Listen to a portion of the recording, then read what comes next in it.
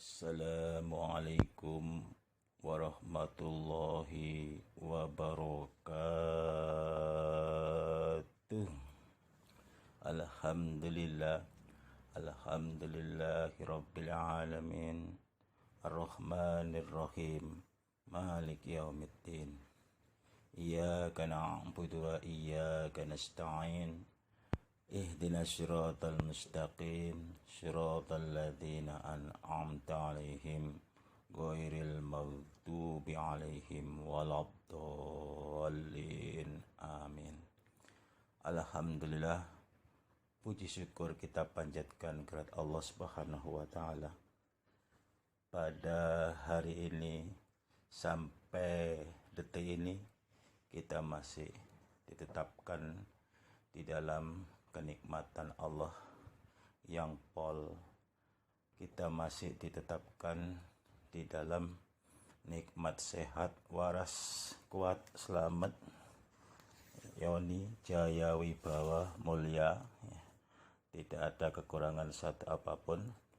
Dijauhkan dari penyakit-penyakit yang ringan, dijauhkan dari penyakit-penyakit yang berat, dilindungi dari virus-virus, baik itu virus yang mematikan maupun virus-virus yang tidak mematikan.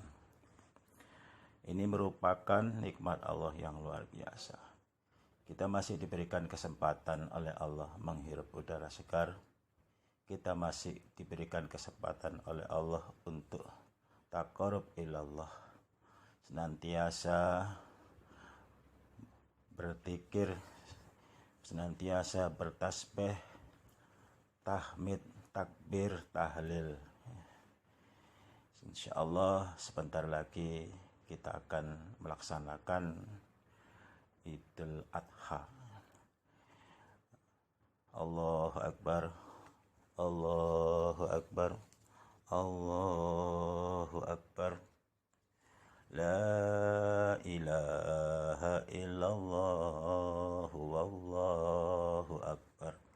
Allahu Akbar walillahil hamd.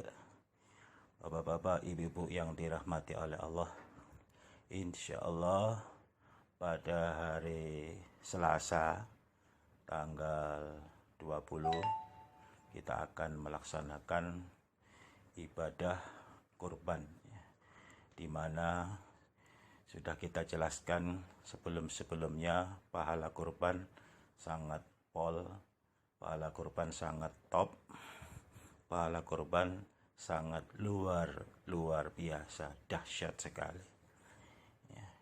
Tidak ada yang bisa membandingi pahala pada hari itu kecuali orang yang pergi. Ada orang laki-laki yang keluar dari rumahnya membawa segala harta bendanya, semua dibawa untuk jihad fisabilillah. Harta bendanya habis, kemudian nyawanya melayang. Ini yang bisa membandingi pahala ibadah kurban. Pahala yang luar biasa ini tidak ada bandingannya.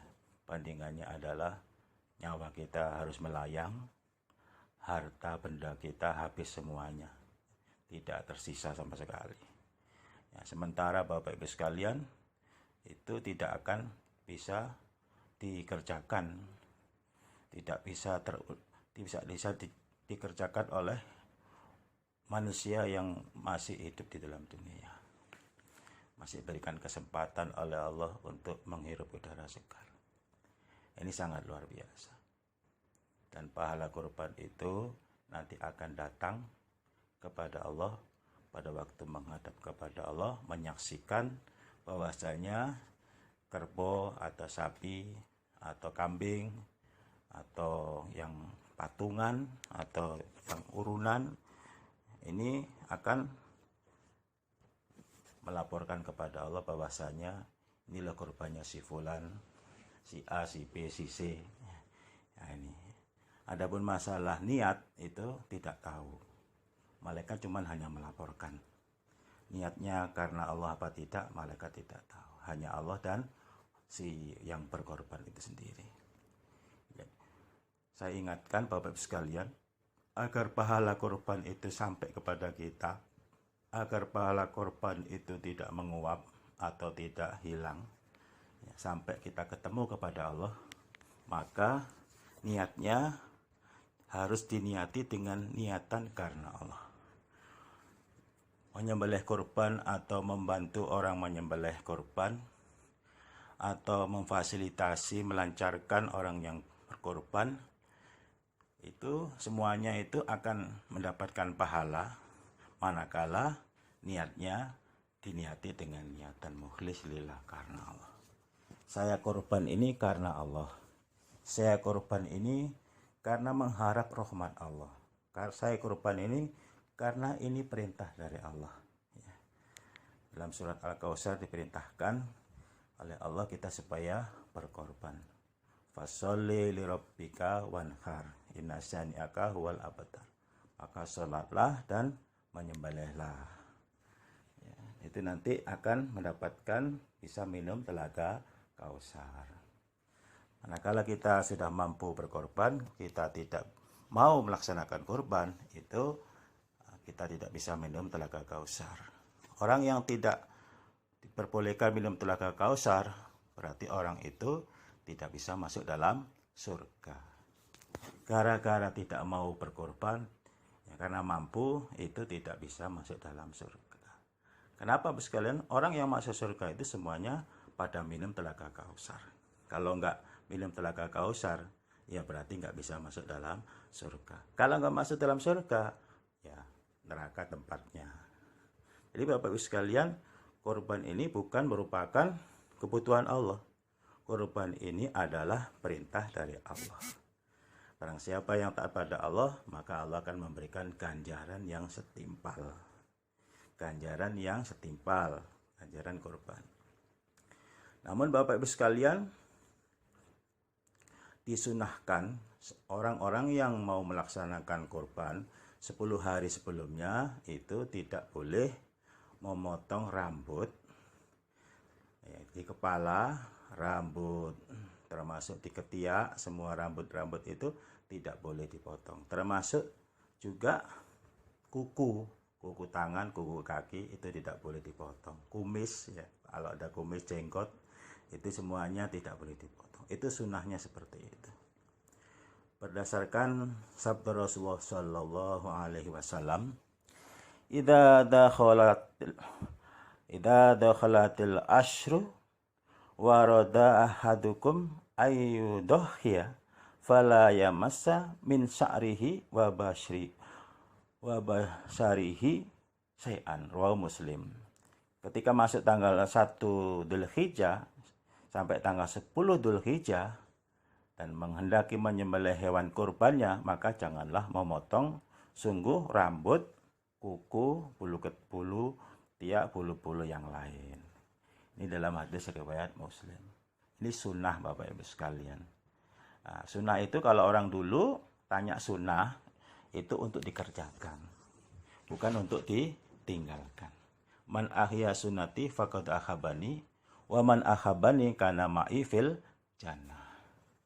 Barang siapa yang menghidup-hidupkan sunnahku Nabi, ya, maka sama dengan dia itu senang kepada Nabi.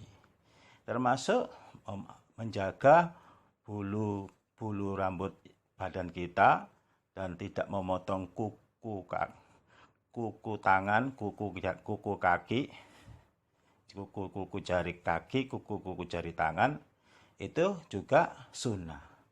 Ya, Nabi itu kalau mau menyembelih korban 10 hari sebelumnya itu tidak memotong yang saya sebutkan tadi. Ya, kalau kita mengerjakan seperti itu berarti mengikuti sunnah Nabi, mengikuti tata cara Nabi, ibadah Nabi.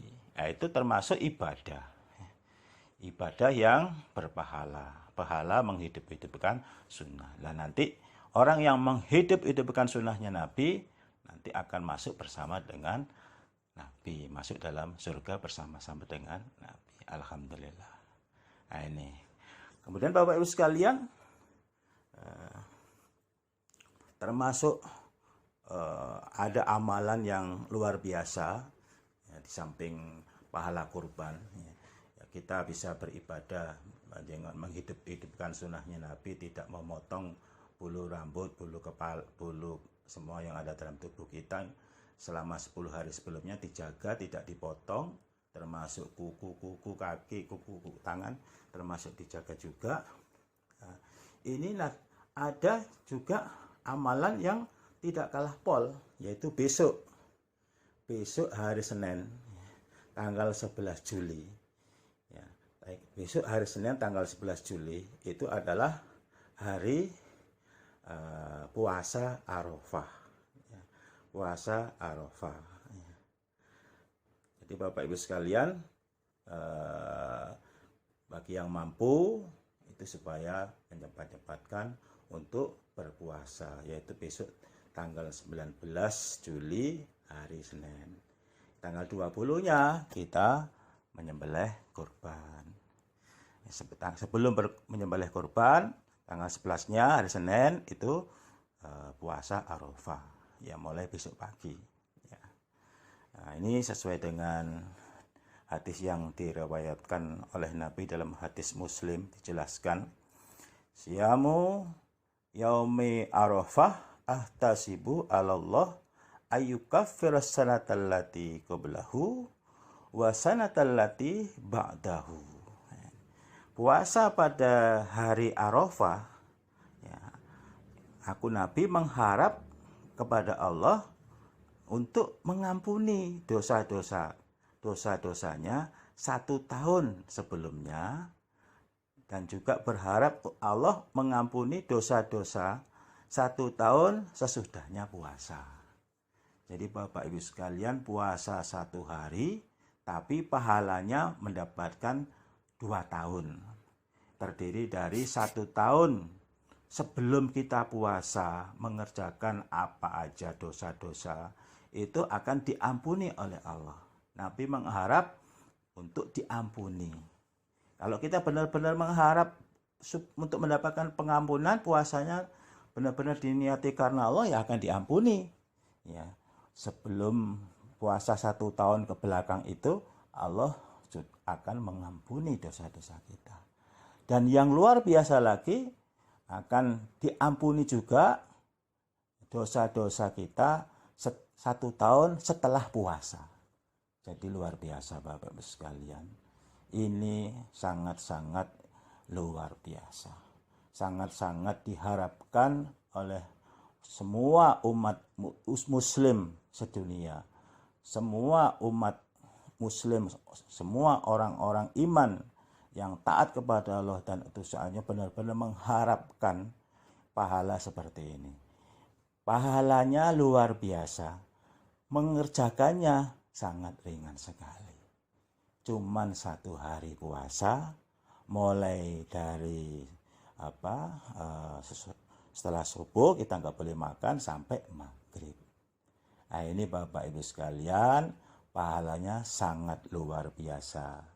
Untuk itu kami mengingatkan pada teman-teman, pada kawan-kawan, pada sahabat-sahabat semuanya, ya sahabat-sahabat muslim, sahabat-sahabat orang iman, ya kita sebagai orang iman, sesama muslim, ini saling ingat mengingatkan sesuai dengan firman Allah, wal ashri innal insana lafi khusr illal ladzina amanu wa amilus solihati wa tawassaw bil haqqi wa tawassaw bis sabar. Jadi saling ingat mengingatkan tentang kesabaran dan saling ingat mengingatkan tentang kebenaran. Ada informasi-informasi pahala, ada informasi-informasi pahala yang luar biasa, seperti besok ada puasa Arafah, ada Idul Adha, itu kita saling ingat mengingatkan. Kebetulan kita diberikan sedikit ilmu oleh Allah, ya kita sampaikan. Balighu ani walau ayah. Ya, adinu nasiha, fatakir fa inna dzikra tanfaul mu'minin. Ya.